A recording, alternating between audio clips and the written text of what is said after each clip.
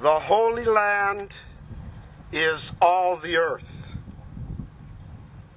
Sometimes I hardly know what to say in this high-tech dark age. And one day a sun will rise with healing in its wings, and loving dew will sparkle on our bare flesh, innocent, naked. Oil kills, clean energy now! Pipeline spills, oil kills, clean energy now! Pipeline spills, oil kills, clean energy now! Pipeline spills, oil kills, clean energy now! This issue is now firmly in front of the President of the United States on his desk. The review has been done by the Secretary of State, Hillary Clinton, to give the President the cleanest, clearest information about the choice in front of him. But now the question is up to the President of the United States. He can either say yes to more mining and pollution and toxic waters and cancers and disease, or he can say no to the Tar Sands Pipeline. So right now it's a critical moment. He'll have to decide.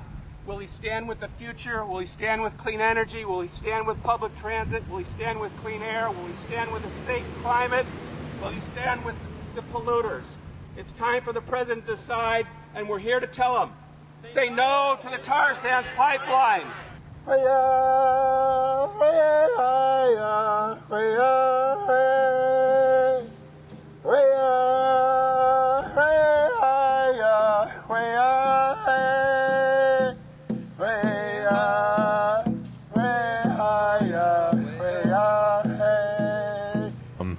Trying to tell TransCanada that we want to reject the Keystone XL Pipeline, send the message to Obama because he has the sole power to refuse approval. On November 6th, there's going to be a large human circle around the White House. Indigenous! Right! Indigenous! Right! RBC lies! RBC lies! Indigenous rights! Indigenous rights! Oil spills! Oil spills! Pipelines kill! Pipelines kill! Oil kills and pipelines spill!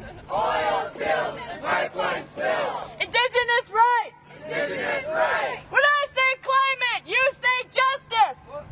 Climate! Justice! Climate! Justice! Climate! Justice! When I say when, you say now! When? Now! Windmills, not oil spills! Windmills, not oil spills!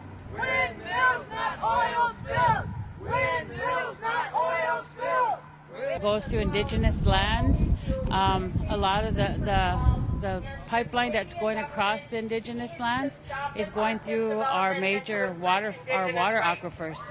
Once they spill, they're gonna contaminate a whole reservation. For lack of a better term, let's go through Indian lands and contaminate that instead of going through white-owned lands. 4 barrels of water to make 1 barrel of oil. That's not right. They're ruining our life. We need water. We don't need the oil. Sands produces 40 million tons of carbon emissions every year. That is almost as much as the entire country of Denmark. That is more than what New Zealand produces. There's mass arrests going on in Ottawa, just like was going on in Washington, D.C. a couple weeks ago. There is going on in Ottawa right now. So there's hundreds of people being arrested in Canada right now. Oh, okay. What are we going to live on? Electricity? We don't need that oil. Windmills don't work. Solar paneling don't work. We need oil, my friend, because we need jobs. Without oil, we have no jobs. We have to drill for oil to create jobs. There's a whole bunch of other jobs that you can... Minimal of jobs. All sorts. Green energy. There is no green energy. Doesn't work. Sure it does. No, it doesn't. Yes, sir. Four solar plant companies. What are you going to do when the oil runs out? We got thousands of years before the oil. Yes, we do. You've already used up over half the oil supply in under 50 years. No, we haven't. Yes, we have. That's a lie. No, it's not. Yes, it is. No. Yes, it is. Nope. It's a lie. Prove it. Media left. It's a lie. Nope. You're living a lie.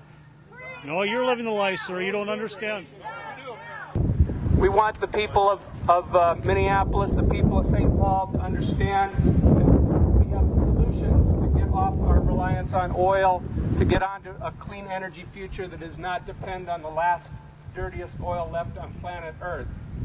The Canadians are our friends, the Canadians are our trade ally, the Canadians are our good neighbor, but neighbors don't send neighbors dirty, toxic oil.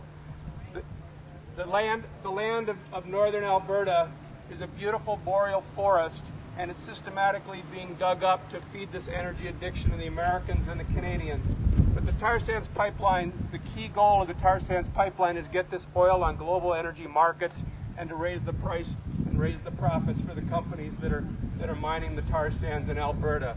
But we're here today to call on the President of the United States. Mr. President, say no to the Tar Sands Pipeline.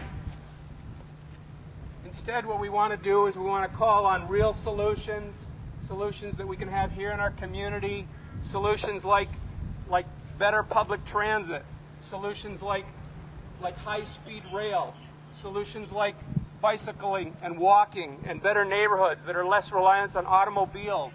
We're here for solutions like super, incredibly high-efficient automobiles that run on a fraction of the oil. We want to say yes to all of these things, but Mr. President, we say no to the Tar Sands Pipeline. Why their Indigenous rights are so poor is what I'm really going to ask them, and I want them to go out there and ask them and answer, and also say why why the government is so in support with the killing of the Indigenous people and the tar sands, and why it's destroying its own environment. One of the exciting things that's happening right now in Nebraska is that there is a lot of public opposition to the pipeline. The pipeline would go right through Nebraska and go right over a giant aquifer that covers a huge part of the Midwest. So if the pipeline were to spill in that aquifer, millions of people's water would be completely poisoned. So in Nebraska, this has been getting some press.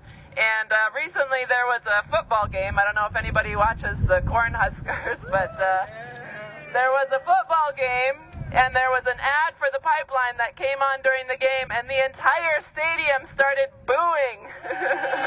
There is no place like Nebraska. Good old Nebraska, you. They stopped the pipeline. Her to our mother, to let our mother know that mother, we're standing here for you today to put a stop to this exploitation and continued rape of you, Mother Earth.